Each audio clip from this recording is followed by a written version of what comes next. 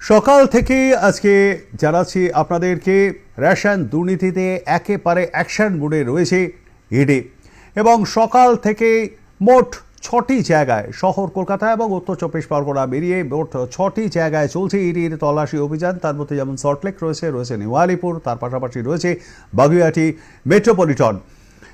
397 new Alipur G block Sunil রাহানের বাড়িতে ইডির রেড চলছে। বাড়ির বাইরে মোতায়েন কেন্দ্রীয় বাহিনীর জওয়ানরা, সেখানে রয়েছেন আমাদের প্রতিনিধি রেক। সরাসরি চলে যাব সেখানে। রেক, ঠিক এই মুহূর্তে কি ছবিটা দেখতে পাচ্ছ 397 নিউ আলিপুর জি ব্লকে সুনীল রাহানের বাড়ির ঠিক সামনে? প্রবীরদার রয়েছি সুনীল রাহানের বাড়ির সামনে, নিউ আলিপুর 397 জি ব্লক। শহর কলকাতার এবং শহর কলকাতা সংলগ্ন জেলায় সকালের থেকে বিভিন্ন জায়গায় যে ইডির তল্লাশি চলছে, তার মধ্যে অন্যতম এই নিউ আলিপুর 397 জি ব্লক। মূলত দুটি কারণে সকাল থেকে ইডির তল্লাশি চলছে, একটি রেশন দুর্নীতি, আরেকটি হচ্ছে স্টক এক্সচেঞ্জের জন্য। এবং এই জায়গায় যে ছবিটা দেখা যাচ্ছে যে এই আবাসনের দুতলায় রয়েছে সুনীল রাহানের বাড়ি এবং ঠিক দুতলাতেই ইডি প্রথমে তাদের অ্যারেস্ট সার্চ ওয়ারেন্ট দেখায় এবং তারপর তল্লাশি জিজ্ঞাসাবাদ সকাল থেকে চলতে থাকে। বাইরে কেন্দ্রীয় বাহিনী জওয়ানরা মোতায়েন রয়েছে এবং একদম এই ব্লকের বাইরেই অর্থাৎ অ্যাপার্টমেন্টের বাইরে নিউ আলিপুর থানার পুলিশ তারা মোতায়েন রয়েছে সকাল থেকে। মনে করা হচ্ছে সকাল 6:30 7টা নাগাদ এখানে ইডির আধিকারিকরা ঢোকেন এবং স্টক এক্সচেঞ্জ যে বিষয়টা মূল কারণ, যে রেশন দুর্নীতির সাথে এই স্টক এক্সচেঞ্জ, যে এই সময়ে দাঁড়িয়ে রেশন দুর্নীতি নিয়ে বিভিন্ন জায়গায় যেমন তল্লাশি হচ্ছে, তেমন সেই টাকা যে স্টক এক্সচেঞ্জের ক্ষেত্রেও সেটার দিকেও জোর দেওয়া হচ্ছে এবং সেই কারণেই সকাল থেকে বিভিন্ন জায়গায় তল্লাশি। তার মধ্যে এখনো পর্যন্ত যে তথ্য জানা যাচ্ছে যে ভিতরে তল্লাশি চলছে, জিজ্ঞাসাবাদ চলছে, কিছু নথি হয়তো বাজেয়াপ্ত করা হচ্ছে, কিন্তু এখনো পর্যন্ত ঠিক কি অবস্থা ভিতরে সেটা এখনো পর্যন্ত যতক্ষণ না বেরোচ্ছে বাইরে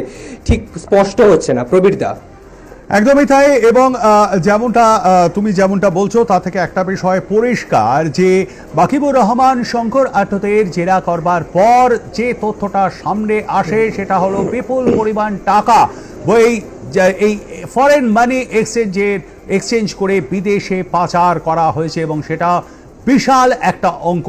সেটা শুধুমাত্র শঙ্কর আড্ডর একটি মাত্র কোম্পানি থেকে হয়নি, বিভিন্ন ব্যক্তির বিভিন্ন কোম্পানি থেকে হয়েছে এবং তারই কি একজন এই সুনীল রাহানে।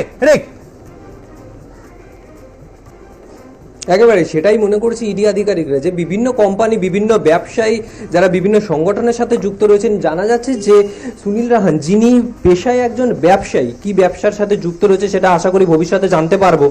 এবং ব্যবসার সাথে যুক্ত এবং বিভিন্ন ক্ষেত্রে যারা ব্যবসায়ী রয়েছে তাদের মাধ্যমে যে স্টক এক্সচেঞ্জ সেটা আরও সুবিধাজনক হয়ে পড়ে। যেটা মনে করা হচ্ছে যে টাকা ব্ল্যাক মানি বা টাকা যেটা ফরেন কারেন্সির সাথে এক্সচেঞ্জ করা, সেটা যারা ব্যবসায়ী রয়েছে তাদের সেই অঙ্কটা বা ব্যাংকের ক্ষেত্রেও সেই সুবিধাটা আসে। সেই বিষয়টাকে কি কাজে লাগিয়ে এই স্টক এক্সচেঞ্জ করা হয়েছে এটাই মনে করা হচ্ছে আপাতত। তবে এখনো পর্যন্ত সকাল থেকে তল্লাশি চলছে, ভিতরে ইডির আধিকারিকরা রয়েছে, বাইরে গাড়ি রয়েছে, ভিতরে সিআরপিএফ এর জওয়ানরা মোতায়েন রয়েছে, নিউ আলিপুর থানার পুলিশ এখানে সকাল থেকে রয়েছে, যাতে কোনো বিশৃঙ্খল পরিস্থিতি না হয়, সুষ্ঠুভাবে যাতে তল্লাশি চলে, তদন্ত চলে, সেই স্বার্থেই তারা এখানে রয়েছেন। তবে এখনো পর্যন্ত তদন্ত চলছে। বাইরে থেকে ভিতরে কাউকে ঢোকানোর সময় এখানে এন্ট্রি করা হচ্ছে, সিআরপিএফ থেকে চেকিং হচ্ছে, তারপর ভিতরে ঢুকতে দেওয়া হচ্ছে। ভিতর থেকে এখনো পর্যন্ত কেউ বাইরে আসেনি।